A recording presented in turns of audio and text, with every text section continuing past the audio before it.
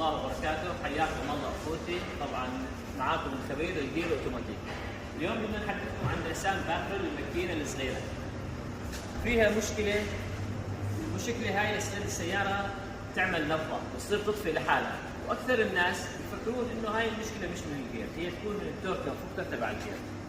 في ناس كثير عم يجونا يكونوا مركب فلاتر وبلكان والى اخره، يعني يكون مكسر مبلغ وقدره.